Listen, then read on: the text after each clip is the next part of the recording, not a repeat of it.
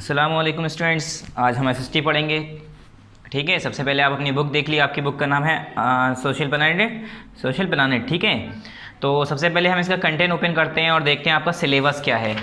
तो पीए फर्स्ट का तो सिलेबस हमने करा दिया था। अब हमें कराना है SA1 का सिलेबस, यानी आपके हाफ ईयरली का सिलेबस। तो हिस्ट्री में टोटल तो 10 चैप्टर हैं, जिसमें से आपका जो आधा है यहाँ से 1 to 5 ये आपका हो जाएगा SA1। तो आप इस पर लिख लिए अपनी बुक पर। ठीक है, SA फर्स्ट का सिलेबस है, कहाँ से? चैप्टर नंबर 1 to 5, जिसमें हम फर्स्ट सेकंड कंप्लीट कर चुके हैं। आज हम पढ़ने जा रहे हैं दिल्ली सल्तनत। ठीक है, क्या पढ़ने जा रहे हैं हम? दिल्ली सल्तनत। टोटल चैप्टर कितने हैं हमारे हाफ ईयरली के? ये तो आपके टेस्ट में आया होगा। और जो हमारे ये 5 चैप्टर हैं मिला कर, ये first second third fourth and fifth, ये 5 चैप्टर मिला के आएंगे SA1 में। किस में? आपके हाफ ईयरली में। ठीक है, तो सबसे पहले चैप्टर नंबर हमें पढ़ना है आज 3, पेज नंबर 18, द दिल्ली सल्तनत। इसे ओपन कर लिए, पेज नंबर 18 ओपन करिए। तो पेज नंबर 18 ओपन करिए।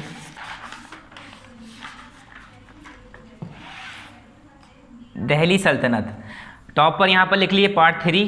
डेट लिख लीजिएगा उस दिन की, जिस दिन वीडियो यूट्यूब पर अपलोड होगी उस दिन की यहाँ पर डेट लिख दीजिएगा। ठीक है, दिल्ली सल्तनत चैप्टर का नाम है ये। और दिल्ली सल्तनत है क्या, दिल्ली सल्तनत किसे कहते हैं, ये सारी चीज़ें से बताई जाएंगी। ठीक है, let's read. The Turkish invaders were new commerce in India. जो तुर्किश इन्वेडर्स थे वो कौन थे? इंडिया में नए थे, न्यू कमर्स इन इंडिया। ठीक है, ये लोग कौन थे? तुर्की से इन्होंने आक्रमण किया था, तुर्की से इन्होंने इंडिया पर अटैक किया था। ये यहाँ पर इंडिया पे राज करने के लिए आए थे। ठीक है, यहाँ पर राज करने के लिए आए थे। और ये आए कहाँ से थे? ये तुर्की से आए थे। ठीक है, दे एक्सपेंडेड द मुस्लिम फ्रंटियर्स। और उन्होंने मुस्लिम राज्य को फैलाया बढ़ाया यहाँ पर हिंदुस्तान के अंदर। Mohammad Ghori defeated Prithviraj Chauhan in the second battle of Tarain in 1192। 1100 कब? 1192 में। ठीक है, 1192 में, 1192 AD में 1192 में सेकेंड बैटल ऑफ तराइन हुई थी। पहली बैटल जब हुई थी, बैटल कहते हैं लड़ाई, जब तराइन की लड़ाई में, पहली लड़ाई में गौरी तो हार गया था। मोहम्मद गौरी जो है किससे हार गया था? पृथ्वीराज चौहान से हार गया। फिर दूसरी लड़ाई इसने दोबारा की, इससे ही पृथ्वीराज चौहान से फिर लड़ने आया ये। फिर दूसरी लड़ाई में इसने पृथ्वीराज चौहान को हरा दिया। फिर क्या हुआ? It was an important event in the history of medieval India. और ये बहुत बड़ा और बहुत इम्पॉर्टेंट, बहुत ज़्यादा ही इम्पॉर्टेंट इवेंट है। ये एक ऐसा हादसा है जो कि मेडिवल इंडिया का बहुत ज़्यादा इम्पॉर्टेंट माना जाता है। क्यों? क्योंकि यहीं से मुस्लिम रूलर इंडिया में आना शुरू हुए थे। इससे पहले हिंदुस्तान में रूलर कौन से थे? सिर्फ नॉन मुस्लिम रूलर थे। ठीक है, the result of the battle was the beginning of the Afghan Turkish rule in India. और इस बैटल का रिजल्ट जो आया, इस बैटल का जो आखिरी जो लड़ाई के बाद जो रिजल्ट निकल के आया वो क्या आया कि अफगान तुर्किश रूल आ गया इंडिया के अंदर। मतलब अफगान और तुर्की रूल आ गया यहाँ पर। अब मतलब मुस्लिम आ गए यहाँ के रूल करने। The Afghan Turkish rule lasted for 15 years. जो अफगान तुर्किश रूल है वो कब लास्ट हुआ? 15 साल में। However the successor of Mohammad Ghori assume power in 1206। और फिर 1206 AD में जो सक्सेसर था मोहम्मद गौरी का, उसने फिर यहाँ पर हुकूमत करना शुरू की। मतलब 1206 AD में जब वो मर गया तो मोहम्मद गौरी ख़त्म हो गया, उसकी डेथ हो गई, तब उसके सक्सेसर मतलब उसकी अगली जो पीढ़ी थी उसने जो है क्या किया? यहाँ पर रूल करना शुरू किया। And rule India successfully till 1526 AD। कब से कब तक? 1206 से कौन आया? नया सक्सेसर आया, कोई दूसरा राजा आया, और उसने 1526 AD तक उसने हुकूमत की। Since these rulers called themselves and sultans, this period in the history of India is called the sultanate period. और ये रूलर अपने आप को राजा, महाराजा या कुछ और मतलब ऐसे नाम से नहीं बुलाते थे, अपने आप को क्या कहते थे? सुल्तान। जो किंग होता था, किंग को सुल्तान कहा जाता था। मुस्लिम रूलर जो है आपस में किंग को सुल्तान कहते हैं, जिसकी वजह से ये लोग सुल्तान कहने की वजह से इस पीरियड को, इस ज़माने को क्या नाम दे दिया गया? सल्तनत पीरियड। ठीक है, दिल्ली सल्तनत during the period between 1206 and 1526। Delhi सल्तनत कौन सा पीरियड है? 1206 से लेके 1526। 1206 से लेके 1526 तक जितनी भी हुकूमत हुई है उस ज़माने में कौन सा पीरियड रहा है? वो कौन सा हुकूमत मानी गई है? दिल्ली सल्तनत। 5 major dynasties ruled in Delhi. 5 बड़ी बड़ी डायनेस्टी थी इसके अंदर, 5 बड़े बड़े ग्रुप थे जिन्होंने इस दिल्ली पर राज किया। These were the slave dynasty, Khalji dynasty, Tughlaq dynasty, Syed dynasty और लोधी डायनेस्टी। ये 5 डायनेस्टीज थी जो दिल्ली सल्तनत के अंदर आती हैं। अब जो हमारी पहली थी हमारी सिलेब डायनेस्टी, ये 1290 से, ठीक है, 1290 से लेकर इसने खलजी 1290 से ये 1290 यहाँ पर गलत है, ठीक है, ये होना चाहिए हमारा 26 से, क्योंकि 26 के बाद ही तो आए थे 90 तक सिलेब डायनेस्टी। फिर खलजी यहाँ पर आपका दिया भी है 1206 से 1290, तो यहाँ पर 6 कर लिए, 90 हटा के 1206 से 1290 तक कौन सी जिसने हुकूमत की उसे क्या नाम दिया गया, उसका क्या नाम था, सिलेब डायनेस्टी। फिर खलजी डायनेस्टी आई 12 से 90 तक, मतलब जब ये ख़त्म हुई तब आई खलजी डायनेस्टी, 1290 से लेकर 1220 तक इसने हुकूमत की। फिर इसके बाद तुगलक डायनेस्टी आई 1220 मतलब 1320 तक इसने हुकूमत की, फिर 1320 तक इसकी हुकूमत ख़त्म। फिर तुगलक डायनेस्टी आई 1320 से लेकर 1414 तक, ठीक है। उसके बाद सैयद डायनेस्टी इसी के बाद आई 1414 से लेके 51 तक। And Lodi dynasty 1451 to 1526। फिर 1451 से लेके 1526 तक लोधी डायनेस्टी ने ये हुकूमत की, मतलब दिल्ली सल्तनत की आखिरी डायनेस्टी थी ये। दिल्ली सल्तनत इसे क्यों कह रहे हैं, मेनली दिल्ली सल्तनत उन्हें कहा गया जितने भी मुस्लिम रूलर्स थे, ठीक है। ये लोग कहाँ से आए थे, मेनली तुर्किश और अफगान से, ठीक है, तुर्की से। Inscriptions, coins, architecture and tarikhs provide a lot of information about the Delhi Saltanat. और जो इंक्रिप्शंस थे उनके उनके ज़रिए जो इंक्रिप्शंस बनाए गए, कॉइन्स बनाए गए, आर्किटेक्चर या तारीख्स जो उनके ज़रिए बनाई गई, लिखी गई, तो वो सारी चीज़ें क्या हैं, इनके बारे में इंफॉर्मेशन देते हैं, इनके बारे में हमें बताते हैं, ठीक है। अगर हम किसी के बारे में जानना चाहते हैं तो उसका रिकॉर्ड चेक करते हैं कि उसने क्या क्या काम किया, कैसा रहा। तो इसी तरह से ये जो पहले ज़माने के महाराजा राजा जो रूलर होते थे वो अपने इंस्क्रिप्शंस बनाया करते थे, अपने कॉइन बनाया करते थे, अपने सिक्कों पे अपने नाम, तस्वीर या इस तरह से हुकूमत किसकी है वो राजा अपना नाम लिखा करता था, मोहर लगती थी सिक्कों पर। तो इन सबको आर्किटेक्चर को देख के हमें इनके बारे में काफ़ी इन्फॉर्मेशन मिलती है। Tarikhs were written in Persian language, जो तारीख्स होती थी वो पर्शियन लैंग्वेज में लिखी जाती थी। It was the language of administration under the Delhi Saltanat, और उस टाइम की लैंग्वेज थी दिल्ली सल्तनत के अंडर, ठीक है। एडमिनिस्ट्रेशन किसकी, ये एडमिनिस्ट्रेशन की लैंग्वेज थी, क्योंकि ये कहाँ से आए थे, सब अफगानिस्तान से आए थे और तुर्की से आए थे, तो ये लोग मेनली क्या बोल रहे थे, पर्शियन लैंग्वेज यूज़ करते थे। The author of tarikhs were learn man, और जो लिखने वाला होता था तारीख वो क्या होता था, पढ़ा हुआ आदमी होता था, पढ़ा लिखा आदमी होता था। सेक्रेटरीज होते थे, एडमिनिस्ट्रेटर होते थे, पोइट होते थे, and courtiers who recounted event and advise ruler on governance. और उसके कोर्ट मेंबर जो कोर्टियर्स होते थे, जो उसके कोर्ट में रहते थे बाकी लोग, वो लोग होते थे, वो क्या करते थे, हु रिकाउंटेड इवेंट, वो सारे इवेंट को रिकाउंट करते थे, एडवाइस करते थे रूलर को ऑन गवर्नेंस, मतलब उसकी हुकूमत पे उसे एडवाइस, सलाह मशवरा देते थे। Emphasizing the importance of just rule, और उसे जस्ट रूल का ऑर्डर इम्पोर्टेंट बताते थे, ठीक है। हक मतलब जैसे कि हक वाला रूल, ठीक है, हुकूमत हक के हिसाब से। The author of the tarikhs also gave emphasis to the theory of the circle of just, और जो तारीख्स के ऑथर थे उन्होंने एक और थ्योरी दी थी circle of justice. According to the circle of justice के हिसाब से it was important for the military commander to keep the interest of the peasant.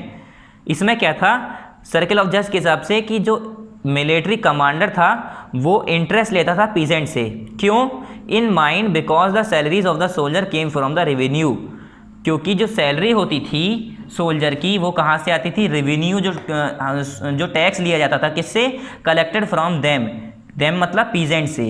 And they could पे the revenue only when they were prosperous and happy, और ये कब दे पाएंगे revenue, जब revenue तो इंसान तभी देगा जब वो खुश हो और प्रॉस्पेरस और हैप्पी हो, ठीक है। मतलब कि जो पीजेंट होते थे उनसे क्या किया जाता था, मिलिट्री का जो कमांडर होता था उसे ये ऑर्डर दिया गया था, मतलब उसका काम था कि तुम्हें जो है टैक्स कलेक्ट करना है, रेवेन्यू कलेक्ट करना है सभी किससे, पीजेंट से, जिसकी वजह से वो टैक्स कलेक्ट करके फिर वही सारी आर्मी को जो फोर्सेस होती थी उन्हें क्या दे सकें, पैसा दे सकें, उनका जो उनकी सैलरी होती थी वो दे सकें, ठीक है। Because the salary of the soldier claim from the revenue, जो क्योंकि सैलरी जो होती थी वो रेवेन्यू जो होता था, जो पीजेंट से जो टैक्स लिया जाता था उसके जो काम का या उसके खेत का, जिसका उसके लैंड का जो टैक्स लिया जाता था उससे ही क्या की जाती थी, सैलरीज दी जाती थी सोल्जर्स की, ठीक है। फिर नेक्स्ट हुआ स्लेव डायनेस्टी की स्टार्टिंग आ गई यहाँ पर कि स्लेव डायनेस्टी 1206 से लेके 1290 तक इसने हुकूमत की। स्लेव डायनेस्टी में इसमें क्या है, it is said that Mohammad Ghori did not have a legal heir to the throne and he had the habit of treating his slaves like his own children. क्या था कि जो मोहम्मद गौरी थे उनका कोई जो है लीगल हेयर नहीं था, मतलब उनकी ख़ानदान या उनकी संतान नहीं थी कोई अगली जो कि राजा बन सके, मतलब कोई उनका कोई बेटा नहीं था, कोई लीगल बेटा नहीं था ऐसा कोई कि मतलब खुद का बेटा हो जो कि आगे उनकी गद्दी संभाल सके या नया किंग बन सके मोहम्मद गौरी की डेथ के बाद। तो वो क्या थे, टू द थ्रोन मतलब उनकी जो गद्दी थी, राजगद्दी थी, उसे संभाल सके, ठीक है, ऐसा कोई उनका बेटा ही नहीं था। ही had the habit of treating his slaves like his own children, और उनकी आदत थी कि जो उनके गुलाम होते थे तो उनके बच्चों को भी अपने बच्चों की तरह ट्रीट करते थे। जो गुलाम होते थे, उनके स्लेव्स होते थे, जो उनके नौकर होते थे, उन्हें भी अपने बच्चों की तरह ट्रीट किया करते थे। After the death of Ghori one of the most able slaves named Qutubuddin Aibak ascend the throne. बहुत ज़्यादा काबिल और लायकदार जो स्लेव था, इनका एक गुलाम था, उसे क्या किया इन्होंने अपनी डेथ के बाद उसे जो है क्या बन गई, वो राजा बन गए वहाँ के। असेंड द थ्रोन मतलब असेंडेड द थ्रोन, इन्हें थ्रोन पर मतलब उनकी राजगद्दी संभालने पर भेज दिया गया कुतुबुद्दीन ऐबक को। ये बहुत ही ज़्यादा ईमानदार और वफ़ादार और एबल्ड मतलब लायक, इसके लायक थे, able slaves name Qutubuddin Aibak. किसके बाद, गौरी की, मोहम्मद गौरी की डेथ के बाद कुतुबुद्दीन ऐबक जो कि इनके गुलाम थे, जो इनके गुलाम थे, ठीक है, वो क्या हुए फिर यहाँ के राजा बन गए। The history of the slave dynasty begins with the rule of Qutubuddin Aibak. फिर कुतुबुद्दीन ऐबक के साथ ही हमारा जो स्लेव डायनेस्टी है वो शुरू हो जाता है 1206 से 1290 तक, ठीक है। कुतुबुद्दीन ऐबक मतलब स्टार्टिंग थी इनकी स्लेव डायनेस्टी की, कहाँ से, किस रूलर से, फाउंडर कौन थे इसके, कुतुबुद्दीन ऐबक थे स्लेव डायनेस्टी के। फिर उन्होंने ये असल में ये स्लेव थे तो इस पीरियड का नाम क्या रखा गया, स्लेव डायनेस्टी, क्योंकि स्लेव थे ना, गुलाम थे मोहम्मद गौरी के, तो इस पीरियड का नाम स्लेव डायनेस्टी कहा गया। The prominent ruler of the slave dynasty were, अब उनके कुछ स्लेव डायनेस्टी के कुछ प्रोमिनेंट, कुछ मशहूर रूलर हैं, उनके नाम दिखाए गए हैं यहाँ पर। पहला आपका वही है कुतुबुद्दीन ऐबक, 1206 से इन्होंने 1210 तक, यानी सिर्फ 4 साल रूल किया इन्होंने, 4 साल हुकूमत की। फिर शमशुद्दीन, ठीक है, शमसुद्दीन इल्तुतमिश, जिनका नाम पहले अल्तमश था, इन्होंने इल्तुतमिश कर दिया था अपना नाम, ठीक है। शमसुद्दीन इल्तुतमिश 1210 से, यानी कुतुबुद्दीन ऐबक के बाद अगले कौन बने, 1210 से 1236 तक इन्होंने हुकूमत की। उसके बाद रज़िया सुल्तान आई, इनकी बेटी थी, वो 1236 से 1239 तक, 1239 AD तक। फिर उसके बाद गियासुद्दीन बलबन जो इनके बाद आए, रज़िया सुल्तान के बाद आखिरी जो थे इसके 1266 से 1287, ठीक है, 1266 से 1287। कुतुबुद्दीन ऐबक के बारे में पढ़ते हैं पहले। 1206 से यानी 1206 टू 1210 AD तक इन्होंने हुकूमत की। Qutubuddin Aibak was the first ruler of the Delhi Saltanat. Delhi सल्तनत का पहला रूलर कौन था, पहले रूलर कौन थे, सबसे पहले जो रूलर थे दिल्ली सल्तनत के थे वो कुतुबुद्दीन ऐबक, और किस डायनेस्टी के थे, स्लेव डायनेस्टी के। कितनी मैंने डायनेस्टी बताई इसमें, 5 डायनेस्टी बताई आपको, ठीक है। कौन कौन सी, slave dynasty, Khalji dynasty, Tughlaq, Sayyid और लोधी डायनेस्टी, ये 5 डायनेस्टी हमारी दिल्ली सल्तनत के अंदर आती हैं, ठीक है। और दिल्ली सल्तनत में जो पहली डायनेस्टी थी हमारी थी स्लेव डायनेस्टी। स्लेव डायनेस्टी में पहला किंग कौन था, कुतुबुद्दीन ऐबक थे, ठीक है। ही was a Turkish of the Aibak tribe and rule over, और ये जो है ऐबक एक ट्राइब था, वहाँ से आए थे तुर्की से, ठीक है, तुर्किश थे ये, तुर्की से आए थे।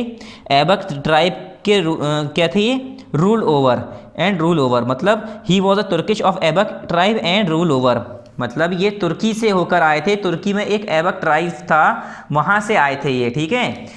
और फिर यहाँ पर इन्होंने हुकूमत की थी। Delhi between 1206 to 1200 AD he was rule over Delhi मतलब ये कहना चाह रहे हैं जब ये तुर्की से आए, जो कि ऐबक ख़ानदान के थे, ऐबक ट्राइब के थे, इसीलिए इनका नाम कुतुबुद्दीन ऐबक है। और फिर इन्होंने आके दिल्ली पर हुकूमत की। कैसे हुकूमत की? क्योंकि ये मोहम्मद गौरी के कौन थे? मोहम्मद गौरी के स्लेव थे, और मोहम्मद गौरी अपने स्लेव के साथ, अपने गुलामों के साथ भी अपने बच्चों की तरह ट्रीट करते थे। तो मोहम्मद गौरी का कोई अपना बेटा नहीं था जिसे वो अगला राजा बना सकें, जिस वजह से उन्होंने क्या किया, बहुत काबिल और ईमानदार जो ये थे कुतुबुद्दीन ऐबक, इनके स्लेव थे, इन्हें क्या किया, इन्हें गुलाम बना दिया, मतलब इन्हें किंग बना दिया गया। ठीक है, ये कौन थे? उनके गुलाम थे, उनके स्लेव थे। फिर he was an able ruler and was very kind and generous with his people. और ये बहुत ज़्यादा काबिल समझदार राजा थे, और वो बहुत ज़्यादा काइंड और जनरस थे अपने लोगों के साथ, मतलब जो उनकी जनता थी उनके साथ बहुत ही प्यार मोहब्बत से और नरमी से पेश आते थे, बहुत ज़्यादा काइंड थे। Due to his good nature, और उनके गुड नेचर, अच्छे बिहेवियर की वजह से, अच्छे बर्ताव की वजह से, he earn the title of Lakh Bakhsh, इन्हें जो है लाख बख्श का नाम दिया गया।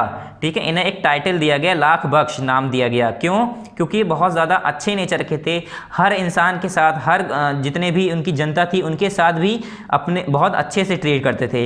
विच मीन, जिसका मतलब क्या होता है, गिवर ऑफ लाख, लाख लोगों का देने वाला। ठीक है, दो he ruled for only 4 year, हालांकि इन्होंने 4 साल रूल किया। He was able to furnish stable law and administrative system in the country. इन्होंने कितने साल रूल किया? बस 4 साल, मगर ये इस लायक बने कि उन्होंने स्टेबल लॉ बनाया, एडमिनिस्ट्रेटिव सिस्टम बनाया कंट्री के अंदर, starting many constructive projects and tried the best possible alternatives for the well being of his subjects. और उन्होंने काफ़ी कंस्ट्रक्टिव प्रोजेक्ट्स भी कराए, जैसे कि हमारा कुतुब मीनार। ठीक है, और tried the best possibles alternative for the wellbeing of his subject, और अपने सब्जेक्ट्स के लिए, अपने वहाँ के लोगों के लिए, वेलबींग के लिए, अच्छे के लिए बहुत हर चीज़, हर अपनी बेस्ट दिया उन्होंने। ठीक है, ही was a keen builder and in his short reign he manage to erect some of the finest architectural monument in current day India. अपने ज़माने में ये बहुत बड़े बिल्डर रह चुके हैं, मतलब कीन बिल्डर, एक आर्किटेक्ट रह चुके हैं। क्यों? He manage to erect some of the finest architectural monument in current day India, जो कि इन्होंने काफ़ी ऐसे फाइनेस्ट, बहुत अच्छे, बहुत बेहतरीन आर्किटेक्चरल मॉन्यूमेंट्स बनाए हैं। ठीक है, शानदार ऐसे इन्होंने मॉन्यूमेंट्स बनाए हैं, इमारतें बनाई हैं, जो कि आज भी हम करंट इंडिया में हम लोग देखते हैं। 2 of which are the Qutub Minar Quwwatul Islam mosque, जिसमें से 2 के नाम बताए हैं इन्होंने, एक कुतुब मीनार और कुव्वतुल इस्लाम मॉस्क। कहाँ पर है? दोनों ही दिल्ली में हैं। ये किसने बनाया? कुतुबुद्दीन ऐबक ने ही बनवाया था। ठीक है, Aibak died in 1210 after falling from a horse while playing पोलो। फिर कुतुबुद्दीन जो ऐबक थे, वो उनकी डेथ कैसे हुई? पोलो खेलते में, घोड़े से गिर गए थे पोलो खेलते में, और इनकी डेथ हो गई थी। ठीक है, बहुत अजीब सी इनकी डेथ थी कि इंसान सोचे भी, अगर कोई किंग गिर ऐसे मरता थोड़ी नहीं। किंग ज़्यादातर कैसे मरे हैं? जंग में मरे, वॉर में मरे, मगर ये कैसे मरे? पोलो खेलते में घोड़े से गिरकर इनकी डेथ हो गई थी। शमशुद्दीन इल्तुतमिश जो इनके बाद आए, 1211 से लेकर 1236 यानी 1211 टू 1236 एडी तक इनकी ही हुकूमत थी। Iltutmish was the slave and son in law of Qutubuddin Aibak. ये स्लेव था और सन इन लॉ था कुतुबुद्दीन ऐबक का। कौन था? इल्तुतमिश जो है स्लेव था, ये भी गुलाम था। किसका? ये इल्तुतमिश का गुलाम था। सॉरी, ये किसका गुलाम था? कुतुबुद्दीन ऐबक का। कुतुबुद्दीन ऐबक किसका गुलाम था? मोहम्मद गौरी का। फिर Iltutmish was the slave and son in law of Qutubuddin Aibak.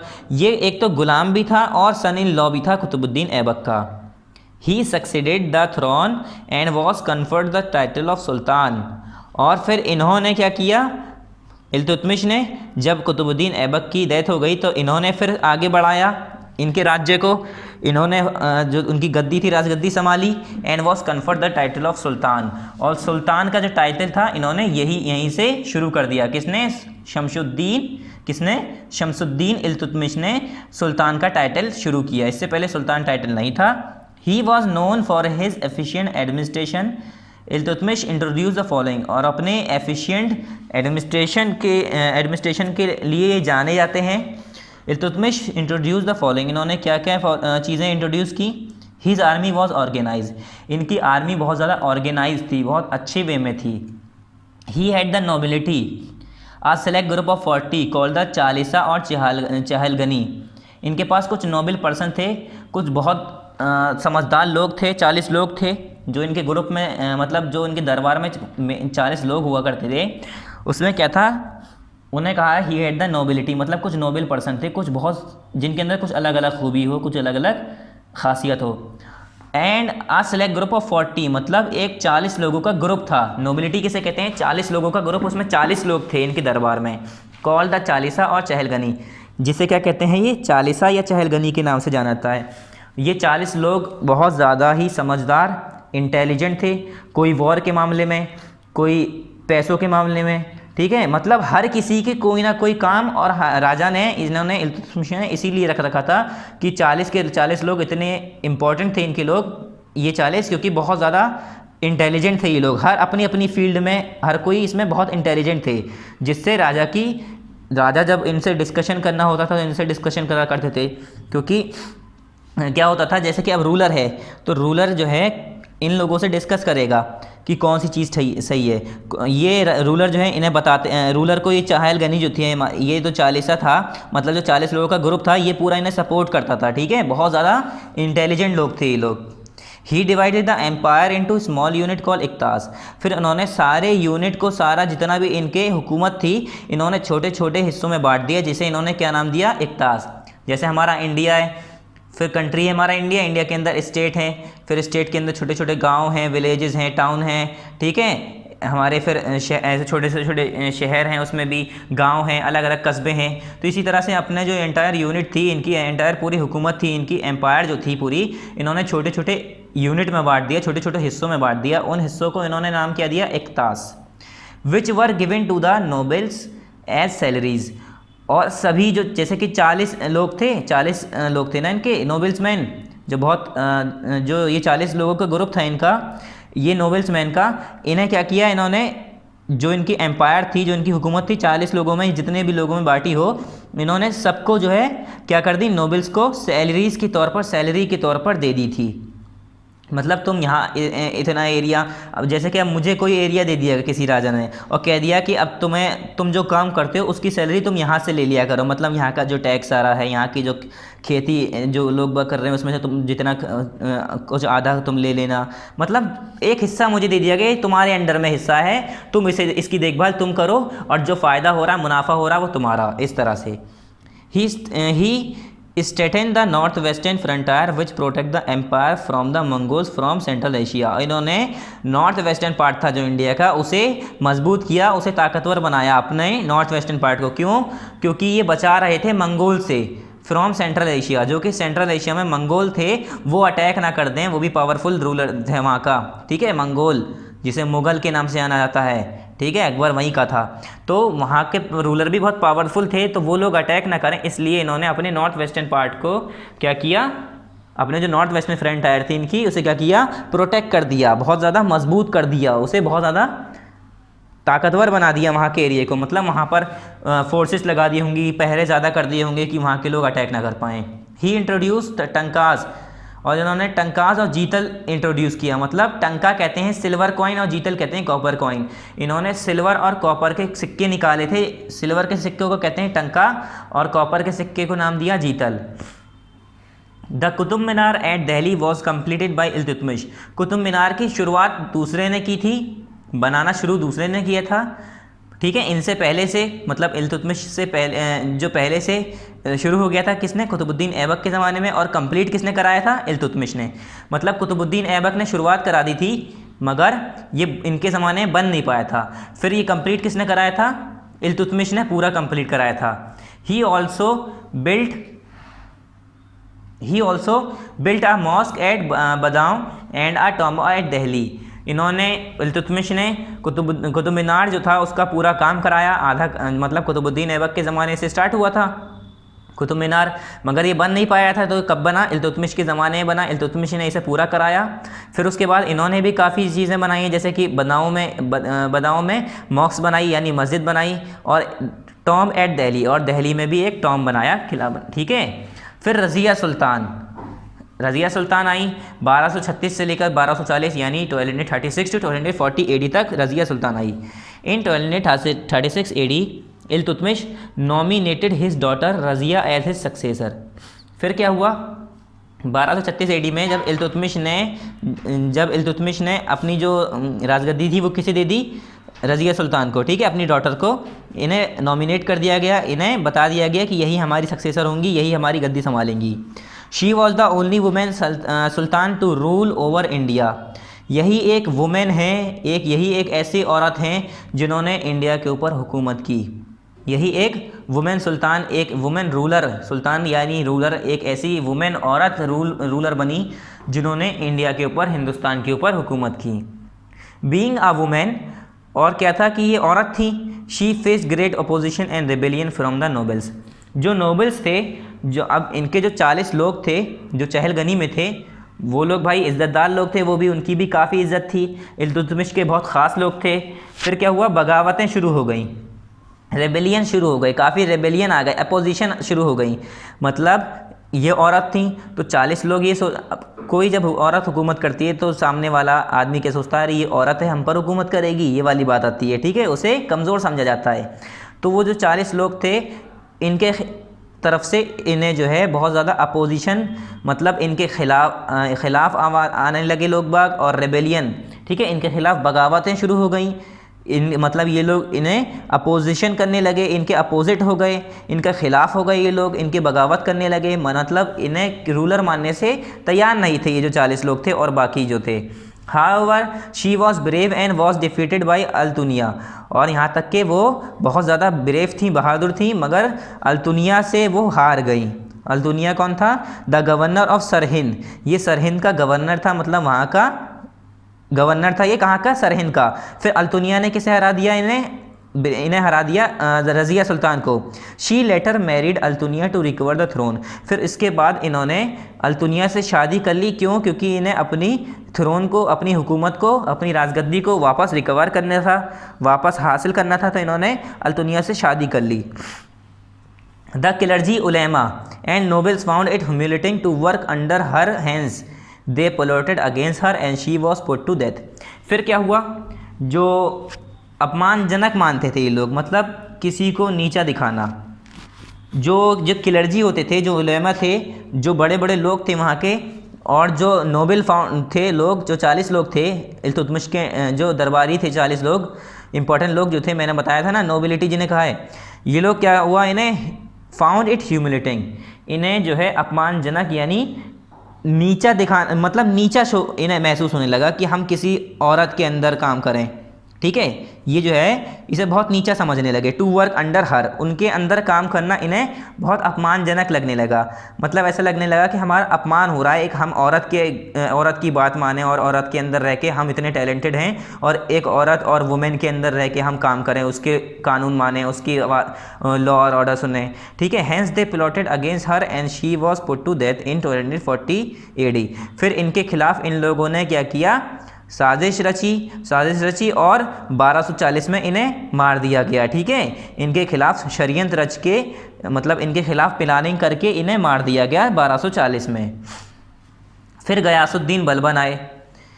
In 1266 AD a Turkish slave called Balban took over the throne after the death of Razia Sultan. Razia Sultan तो उनकी डेथ हो गई अब। फिर ये बलबन आए कहाँ से, ये भी तुर्किश स्लेव थे, मतलब ये भी स्लेव ही थे, गुलाम थे ये भी। जब after the death of Razia Sultan, जब रज़िया सुल्तान की डेथ हो गई तब ये आए, इन्होंने राजगद्दी संभाली। Balban was known for his firm policies and his efficient सिपाही सिस्टम। बलबन जो हैं अपनी फर्म पॉलिसीज़, मतलब अटल ठोस पॉलिसीज़ के लिए, मतलब एक बार जो उन्होंने कह दिया वो आपको मानना है, अटल थे अपनी पॉलिसीज़ पे। इनकी अपनी पॉलिसीज़ और एफिशिएंट सिपाही सिस्टम के लिए वो जाने जाते हैं, ठीक है। He successfully defeated the local enemies and defended his kingdom from all invasion. मतलब जब रज़िया सुल्तान की डेथ हो गई तो ये जो 40 लोग थे और बाकी क्लर्जी और जो बाकी जो पावरफुल लोग थे, जो राजा के बाद जिनकी बहुत इज्जत थी, वो लोग अब एक तरह से वही लोग चला रहे होंगे उस टाइम, क्योंकि रज़िया सुल्तान तो ख़त्म, चलो कोई किंग नहीं बना, रूलर नहीं बना, ठीक है, मगर पावर तो उन्हीं के हाथ में है ना। जब उन लोगों ने वहाँ की रानी को मार दिया, जो वहाँ की सुल्ताना थी उन्हें मार दिया, तो वो लोग इस टाइम तो पावरफुल हुए। तो फिर क्या हुआ, गयासुद्दीन बलबन आए, उन्होंने सारी जो क्या चल रही थी, he successfully defeated the local enemies, जो वहाँ के लोकल एनिमीज़ थे, जो सारे दुश्मन थे, जो वहीं के दुश्मन थे, मतलब दिल्ली में जहाँ पर ये हुकूमत कर रहे थे वहीं पर जो अंदर के दुश्मन थे उन्हें ख़त्म किया। And defended his kingdom from all invasion, और सारे के सारे जितने भी हमले थे उन सब से अपनी किंगडम को बचाया उन्होंने, और फिर वहाँ पर हुकूमत करना शुरू की। The divine right of kingship was introduce by Balban, और जो डिवाइन राइट ऑफ किंगशिप था वो किसके ज़रिए स्टार्ट हुआ? बलबन के ज़रिए।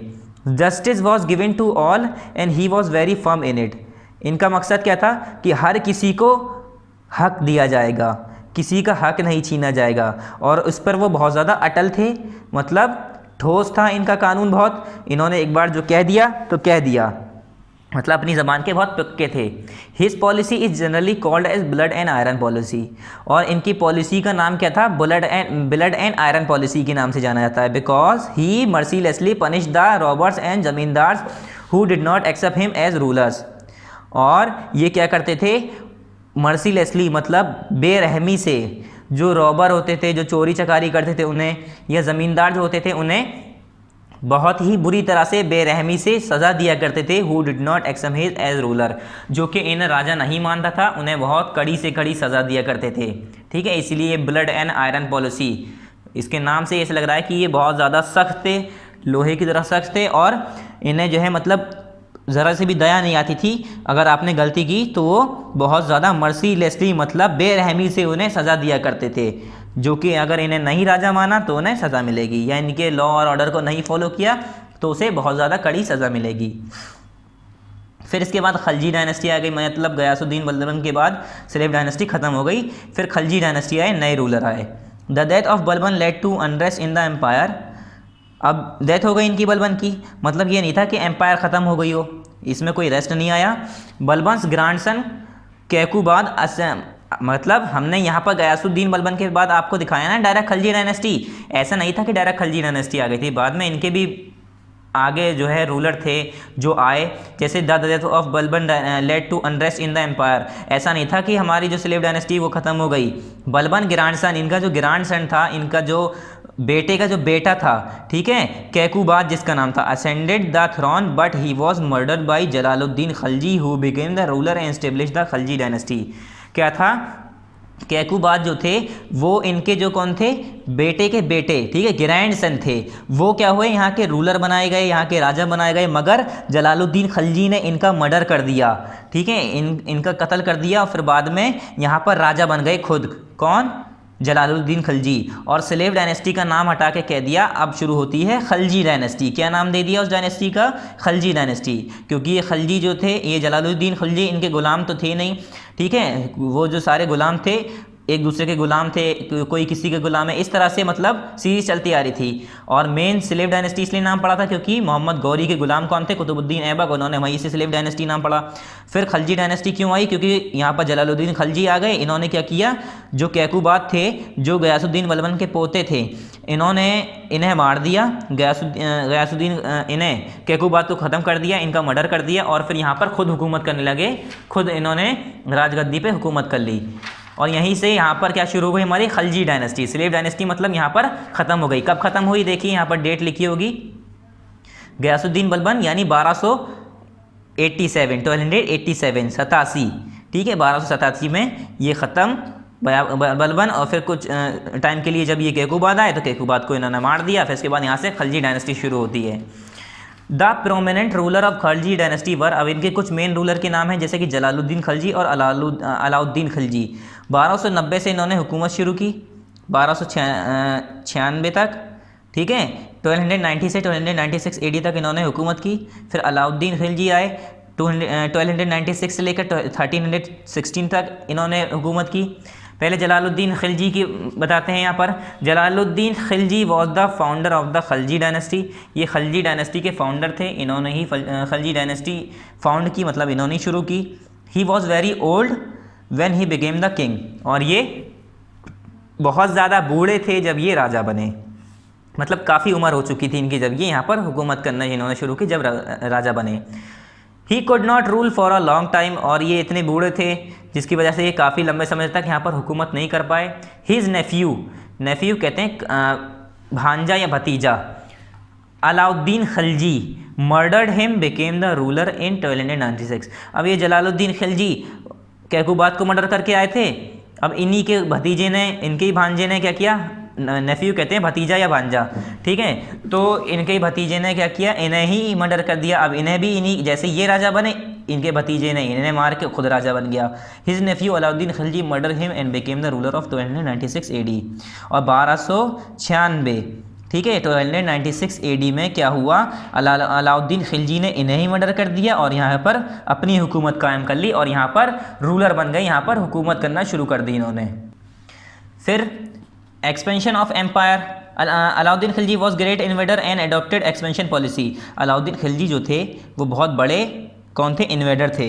इन्वेडर कहा जाता है आक्रमण करने वाला, मतलब बहुत बड़े अटैकर थे एक तरह से, ये बहुत काफ़ी अच्छे अटैकर थे। और great invader and adopted expansion policy, उन्होंने क्या शुरू किया, एक्सपेंशन पॉलिसी। एक्सपेंशन मतलब बढ़ाना, अपनी जगह को फैलाना शुरू किया इन्होंने सोचा अपनी हुकूमत को बढ़ाया जाए।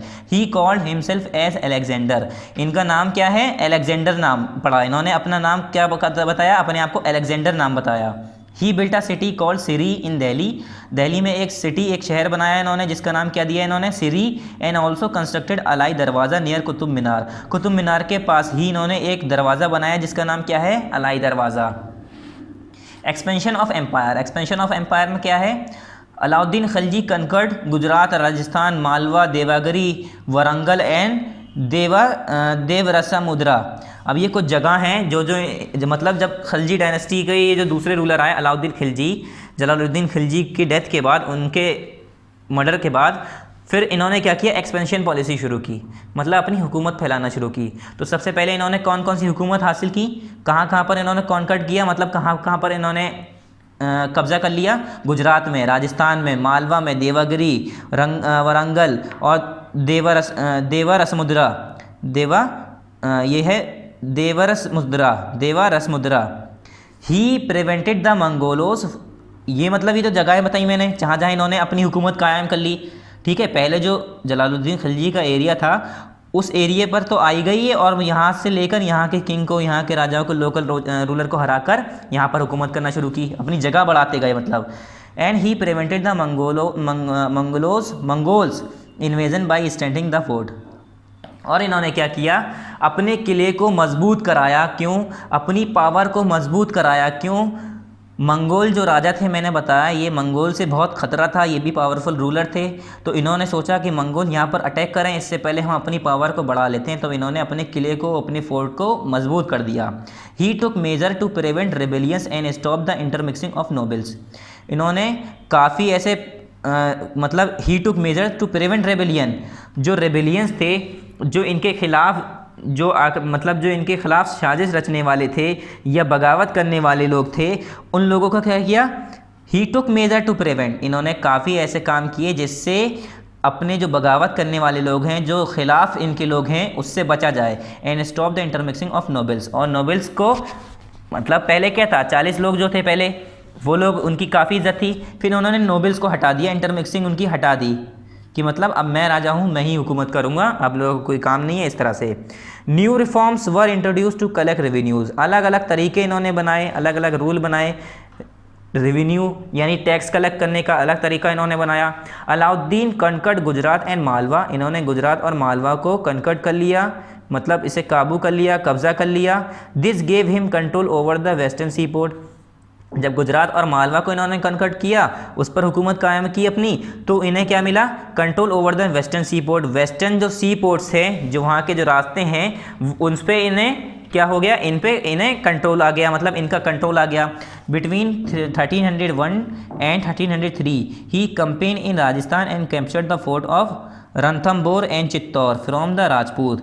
और फिर ये जो है इन्होंने एक कैंप निकाला, मतलब ग्रुप के साथ गए, अपनी आर्मी के साथ गए वहाँ पर राजस्थान, और वहाँ पर क्या किया, रणथंबोर और चित्तौर का जो किला था वो राजपूत वहाँ पर हुकूमत कर रहे थे राजस्थान में, तो उन लोगों से हुकूमत हासिल की, वहाँ का मतलब उन लोगों को हराया और वहाँ पर कैप्चर कर लिया, मतलब उसे कब्जे में कर लिया।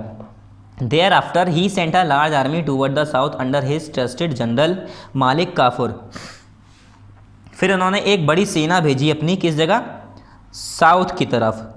अंडर हिज ट्रस्टेड जनरल मालिक काफूर, इनका जो जनरल था, जो आर्मी जनरल था, उसके अंडर में, उसके अंदर जो काफूर, ये मालिक काफूर था, ये कौन था?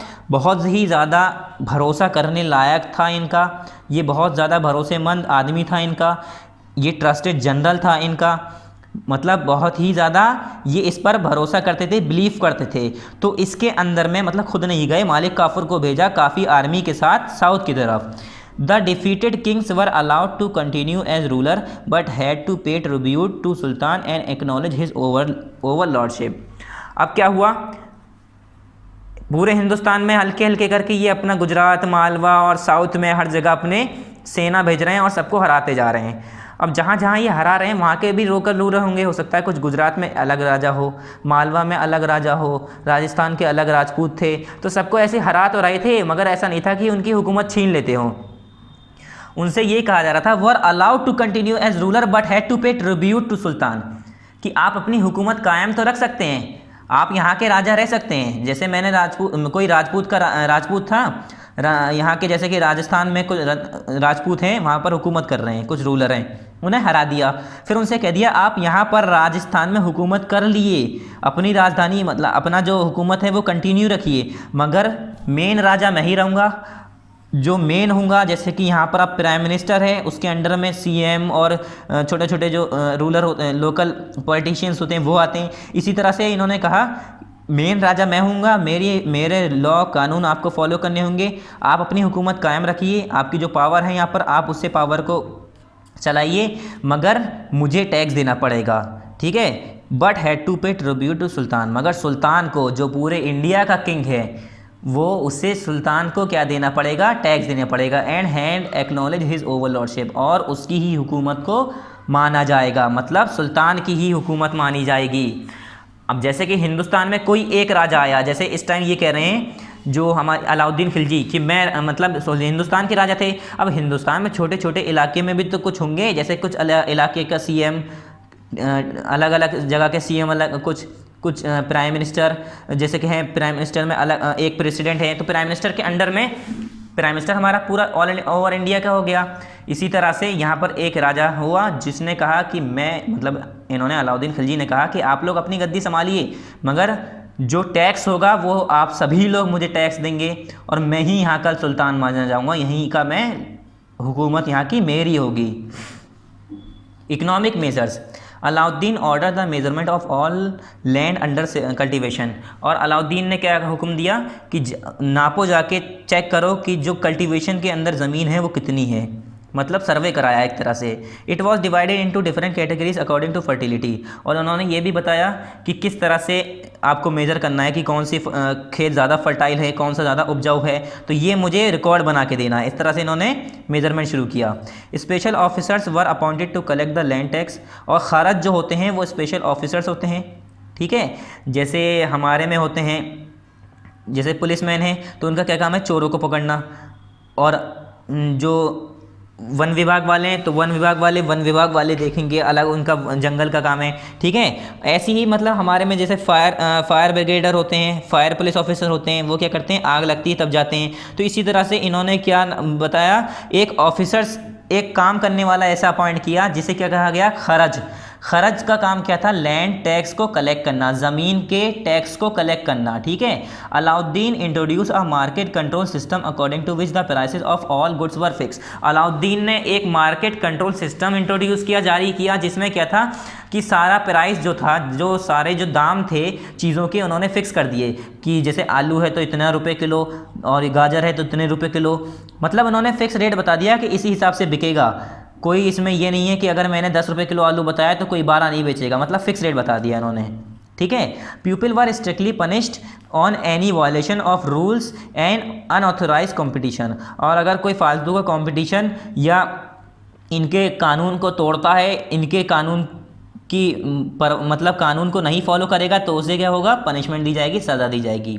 Alauddin also control the prices of essential communities, और जो एसेंशियल जो ज़रूरी कम्युनिटीज़ थी, जो मेन लोगों की जो ज़रूरतें थी, उस पर भी उन्होंने क्या किया? कंट्रोल किया, उसकी महंगाई को, उसके पैसे को कंट्रोल किया। ठीक है, जो नॉर्मल लोग यूज़ करते हैं उन चीज़ों पर क्या किया, प्राइसेस को कंट्रोल किया। Reforms in the army, army में क्या चीज़ें आई इन्होंने, मतलब आर्मी में क्या क्या चीज़ें की। He was able to maintain a large standing army, ये इस काबिल थे कि बड़ी आर्मी को क्या कर पाएँ, मेंटेन कर पाएँ, बहुत ज़्यादा काबिल रूलर थे ये।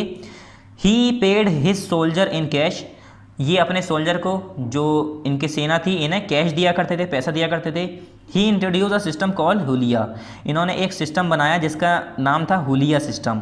इन which the record of army soldier were maintain, जिसमें क्या था, आर्मी के जो सोल्जर थे उनका बाकायदा रिकॉर्ड लिखा जाता था कि कौन सा सोल्जर है, क्या नाम है, मतलब पूरा बाकायदा रिकॉर्ड लिखते थे, क्योंकि भाई काफ़ी बड़ी सेना थी, ठीक है, कोई भी गद्दारी ना कर जाए, इतना बड़ा किंग है, पूरे हिंदुस्तान का राजा है, तो वो अपने रिकॉर्ड को बना के चलेगा, ठीक है। इन्होंने एक रिकॉर्ड बनाया जिसका नाम था हुलिया। दाग, और आपने एक दाग चेहरा नाम सुना होगा या दाग ही सिंपल सुना होगा, उसमें क्या था, ब्रांडिंग ऑफ हॉर्सेज, ये हॉर्स के ऊपर मोहर लगाया करते थे। Was use to prevent the substitution of good horse by inferior one, मतलब इतने पावरफुल राजा थे तो इन्हें पावरफुल हॉर्सेस भी तो चाहिए, तो ये क्या करते थे, जो पावरफुल हॉर्सेस होते थे, जो अच्छे हॉर्सेस होते थे, उसे अलग रखा करते थे, उसे अलग साइन लगाया करते थे, उस पर अलग मोहर लगा दिया करती थी, और जो इन्फीरियर होते थे, थोड़े कमज़ोर हुआ करते थे, उन्हें अलग कर दिया जाता था, तो इसे ही कहा गया दाग। The sipahi system was very efficient and well organize, और इनके जो सिपाही सिस्टम था, इनके जो आर्मी का सिस्टम था, जो इनकी फ़ौज थी, इनकी बहुत ज़्यादा वेल ऑर्गेनाइज थी, बहुत अच्छे से ऑर्गेनाइज करी हुई थी, मतलब कोई कमी नहीं थी, वेल ट्रेंड थी, काफ़ी अच्छी, काफ़ी मजबूत, काफ़ी ताकतवर इनकी सेना थी, ठीक है, काफ़ी एफिशिएंट थी। फिर द तुगलक डायनेस्टी, अगली कौन सी आई, खलजी ख़त्म यहाँ पर, अब आई फिर तुगलक डायनेस्टी, ठीक है, यहाँ से शुरू हुई तुगलक डायनेस्टी। इन 1320, कब, 1320 में, कौन है यहाँ पर, Ghiyasuddin Tughlaq killed the last Khalji ruler and founded the Tughlaq dynasty. कौन आए, अभी मैंने यहाँ पर क्या बताया, 1296 से 1316 AD तक कौन आए, अलाउद्दीन खिलजी। फिर यहाँ पर क्या कह रहे हैं तुगलक डायनेस्टी का, भाई 1320, यानी 1316 तक अलाउद्दीन खिलजी रहे, 1316 तक कौन रहे, अलाउद्दीन खिलजी, और 1320 से आए गयासुद्दीन खिलजी, तो बीच के 4 साल कौन रहे होंगे, बीच के 4 साल इनके जो बाकी खिलजी डायनेस्टी के जो बाकी रूलर थे वो थे, मगर इतने पावरफुल रूलर नहीं थे, इतने इंपॉर्टेंट रूलर नहीं थे, इसलिए इनके बारे में नहीं बताया जाता है। तो 4 साल बाद फिर क्या हुआ, जब अलाउद्दीन खिलजी डेथ हो गई, और उसके 4 साल तक ऐसे ही खिलजी डायनेस्टी थोड़ी बहुत खिंचा के चलती रही, ठीक है। फिर क्या हुआ, तुगलक डायनेस्टी आ गई। In 1320 AD Ghiyasuddin Tughlaq kill the last Khilji ruler, जो गयासुद्दीन तुगलक थे उन्होंने आखिरी जो खिलजी रूलर थे, मतलब 1320 तक जो आखिरी खिलजी रूलर थे, अलाउद्दीन खिलजी के बाद जो बाकी आए होंगे, उन्हें जो आखिरी राजा थे, मतलब अलाउद्दीन खिलजी मैंने बताया 1316 तक इन्होंने हुकूमत की। फिर 4 साल बाद गयासुद्दीन खिलजी आए, उन 4 सालों के अंदर जितने भी रूलर आए होंगे खिलजी डायनेस्टी के, उसमें जो आखिरी रूलर थे उन्हें हरा दिया, किसने मारा, किसने किल कर दिया उन्हें, गयासुद्दीन तुगलक ने उन्हें हरा दिया, and founded the Tughlaq dynasty, और खिलजी डायनेस्टी हटाकर अपनी तुगलक डायनेस्टी नाम शुरू की। इनका नाम क्या था, गयासुद्दीन तुगलक, तो इसी के नाम से डायनेस्टी का नाम पड़ा तुगलक डायनेस्टी, कि अब खिलजी डायनेस्टी ख़त्म, अब हमारा हुकूमत, हमारा राज, हमारी हुकूमत, अब ये शुरू होती है Tughlaq dynasty. The prominent ruler of the Tughlaq dynasty were Ghiyasuddin Tughlaq, Mohammad bin Tughlaq and Firoz Shah Tughlaq, और यहाँ के जो मेन इनके रूलर थे, मतलब जो पावरफुल रूलर थे, जिनके बारे में हम पढ़ते हैं और पढ़ने के लिए आता है, क्वेश्चन भी आते हैं, अगर आप कभी 11th एंट्रेंस का AMU का एंट्रेंस देते हैं या कहीं का एंट्रेंस देते हैं, तो BA में भी आते हैं, जनरल नॉलेज की जब इंडो इस्लामिक आती है तो उसमें ये हमारी हिस्ट्री आ जाती है, इसमें ये रूलर्स के नाम आते हैं, तो वो इन्हीं रूलर, मेन जो रूलर हैं उन्हीं के बारे में बताया गया है। जैसे यहाँ पर गयासुद्दीन तुगलक हैं पहले, तो गयासुद्दीन तुगलक क्या है, गयासुद्दीन तुगलक 1320 से लेकर 1325 तक, 1320 से 1325 तक इन्होंने हुकूमत की। कब आए थे ये, अलाउद्दीन खिलजी के बाद थोड़े बहुत दो तीन राजा जितने भी आए होंगे उन्हें हराकर, उनके आखिरी राजा को हराकर गयासुद्दीन तुगलक आ गए। Ghiyasuddin Tughlaq was an efficient ruler and statesman, statesman कहते हैं वो आदमी जिसे पॉलिटिकल नॉलेज हो बहुत ज़्यादा, कि मतलब कैसे हुकूमत करनी है, कैसे संभालना है जनता को, और लोग भी उन्हें अच्छे से मतलब पसंद करते हो, मतलब उनके बारे में जानते हो, ठीक है। गयासुद्दीन तुगलक बहुत एफिशिएंट रूलर थे, बहुत अच्छे राजा थे, काफ़ी पावरफुल रूलर थे। A good administration and was able to establish peace in his territory, और स्टेटमैन का मतलब होता है जिसे काफ़ी नॉलेज हो और उनकी वहाँ की जो जनता है वो भी उन्हें पसंद करती हो, ठीक है। तो Ghiyasuddin a good administration and was able to establish peace in his territory. एक गुड एडमिनिस्ट्रेटर थे ये, और ये इस काबिल थे कि अपनी टेरिटरी में, अपनी जहाँ पर हुकूमत कर रहे थे वहाँ पर शांति पीस ला सकें। तो ये शांतिपूर्वक थे, मतलब ऐसा नहीं कि अब तो मैं राजा बन गया। मतलब अब आपने सोचा होगा इन्होंने खलजी डायनेस्टी के आखिरी राजा को हरा दिया, तो ये कहाँ से शांत हुए, इन्होंने तो दूसरों को मारा। तो ये तो काम था ही भाई, क्योंकि जब राजा बनना है तो पहले वाले राजा को तो हटाना ही पड़ेगा। तो पहले वाले को राजा को हटाया, उन्हें हराया, जीत गए। फिर ऐसा नहीं था कि अब जीत गए तो मैं यहाँ की पब्लिक को परेशान करूँ, या ये मेरे अंडर में है, इन्हें इनसे टैक्स लूँ बढ़ाकर, इन्हें सताऊँ। ठीक है, ऐसा नहीं था। ये शांतिपूर्वक राजा थे, अपनी जनता के साथ काफ़ी काइंड बिहेवियर था इनका, अच्छा बिहेवियर था, अपनी जनता के साथ अच्छे से ट्रीट करते थे। The famous Tughlaqabad fort in Delhi was constructed by him. और जो फेमस तुगलकाबाद जो किला है, फोर्ट है, दिल्ली में बनाया गया है, वो किसके ज़रिए बनाया गया है? इन्हीं के ज़रिए बनाया है। गयासुद्दीन तुगलक ने ही बनवाया था ये। बट ही डाइड इन 1325, मगर इन्हें, मतलब ये 1325 में फिर इनकी डेथ हो गई, मर गई। मतलब सिर्फ इन्होंने 5 साल हुकूमत की। इन आ मिस्टीरियस सर्कमस्टेंसेस, मतलब कुछ मिस्टीरियस सर्कमस्टेंसेस, कुछ हादसे ऐसे आए जिसके बारे में सही से पता नहीं है, एक मिस्ट्री है, उसमें इनकी डेथ हो गई। मोहम्मद बिन तुगलक फिर अगले राजा आए। 1325 से 1351 तक इन्होंने हुकूमत की। कौन थे ये? Mohammad bin Tughlaq was a very powerful ruler. ये बहुत ही पावरफुल रूलर थे। अब ये तुगलक डायनेस्टी के ये कुछ पावरफुल रूलर के बारे में बता रहे हैं। जो कमज़ोर रूलर थे, कुछ महीनों के लिए, 6-7 महीने, 1-2 साल के लिए आए, उनके बारे में तो इसमें आपको पढ़ाया ही नहीं गया है। इब्ने बतूता, जो कौन था? मोरक्को से आया था, ये ट्रेवलर था। ट्रेवलर कौन होते हैं? जो इधर उधर घूमा करते हैं, वहाँ के राजा के बारे में, वहाँ की फसल के बारे में, वहाँ की ज़मीन के बारे में, मतलब रिकॉर्ड बनाना। ट्रेवलर उन्हें कहते हैं जिन्हें घूमना पसंद होता है और अलग अलग जगहों पर जाके घूमते हैं और वहाँ के बारे में पढ़ते हैं, स्टडी करते हैं और रिकॉर्ड बनाते हैं। ठीक है, gives a lot of information about his range. तो ये मोरक्को से आया था इब्ने बतूता। जब ये आया था इसने भी काफ़ी इन्फॉर्मेशन दी है, किसके बारे में? मोहम्मद बिन तुगलक के बारे में, क्योंकि इनके ज़माने में, इनकी हुकूमत के, जब मोहम्मद बिन तुगलक हुकूमत कर रहे थे तभी आया था ये मोरक्को से। He give the reference that sultan had great ideas and plans that failed because the common people could not understand. और इन्होंने ये रेफरेंस दिया, इन्होंने ये सारी चीज़ें बताई। मतलब जो ये थे इब्ने बतूता जो थे मोरक्को से जो आए थे, तो इन्होंने ये अपने जो डायरी होगी, अपना जो किताब होगा, जहाँ पर भी लिखते होंगे, इन्होंने लिखा था, उसमें लोगों को बताया भी, जो कि आज हम हिस्टोरियंस के ज़रिए जानते हैं। उसमें ये बताया इन्होंने कि जो मोहम्मद बिन तुगलक थे, इनका जो प्लान था, इनका जो आइडियाज़ थे, बहुत ही ज़्यादा अच्छे आइडियाज़ थे, ग्रेट आइडियाज़ थे। मगर जो वहाँ के जो कॉमन लोग थे, जो मतलब जो ज़्यादा समझदार लोग नहीं थे, आम जो जनता थी वहाँ की, वो उसे समझ नहीं पाई उनके आइडिया को, और ये आइडिया भी इनके फेल हो गए। मतलब इन्होंने काफ़ी कुछ सोचा था जनता के लिए, अपनी रेन के लिए, अपनी पावरफुल अपनी कंट्री के लिए, मतलब जो आपकी हुकूमत थी उसके लिए। मगर वहाँ की जो जनता थी वो इतनी समझदार नहीं थी, वो समझ नहीं पाई कि ये मतलब करना क्या चाह रहे हैं, इनका प्लान क्या है, इनके आइडियाज़ क्या हैं। इनके काफ़ी ग्रेट आइडियाज़ थे, मगर ये समझ नहीं पाई वहाँ की जनता। तो क्या हुआ, इनके जो ये प्लान्स थे और आइडियाज़ थे, ये फेल्ड हो गए, किसी काम के नहीं रहे। अब जैसे कि कोई नया कानून बनाया जाए, जैसे अगर मैं कहीं का राजा बनूं और मैंने नया कानून बनाया, कि कुछ भी एक मैंने नया कानून बनाया कि आपको इस तरह काम करना है, इस तरह आपकी भलाई होगी, या आपको इस तरह खेती करनी चाहिए। तो अब जब वो लोग समझेंगे नहीं मैं क्या कहना चाह रहा हूँ, तो मेरे प्लान तो फॉलो ही नहीं करेंगे। जब उन्हें समझ में नहीं आएगा कि मैं क्या कहना चाह रहा हूँ, तो वो कैसे फॉलो करेंगे? उसे फॉलो नहीं कर पाएंगे, तो यानी मेरा प्लान तो फेल हो गया। ठीक है, अब मैं अगर 12th क्लास की बुक 7th क्लास वाले को समझाने लगूंगा तो उसे समझ में नहीं आएगी, तो मेरे पढ़ाने का कोई फ़ायदा नहीं होगा। 7th क्लास वाले को मैं 12th की बुक पढ़ाने लगूं। तो इसी तरह से ये लोग जो कॉमन लोग थे, इन्हें समझ में नहीं आया कि इनका प्लान क्या है, इनके आइडियाज़ क्या हैं, तो ये सारी चीज़ें इनकी फेल हो गई। Most of his project were controversial and led to his downfall. और काफ़ी इनके प्रोजेक्ट कंट्रोवर्शियल थे, ठीक है, और फिर डाउनफॉल हो गया, मतलब इनके जो है थोड़ी गिर गई, मतलब जो इनकी हुकूमत थी उसमें गिरावट आई। One such project was the transfer of the capital from Delhi to Devagiri. सबसे बड़ा काम इनका क्या था? इन्होंने अपनी कैपिटल दिल्ली से देवागिरी में पहुंचाई।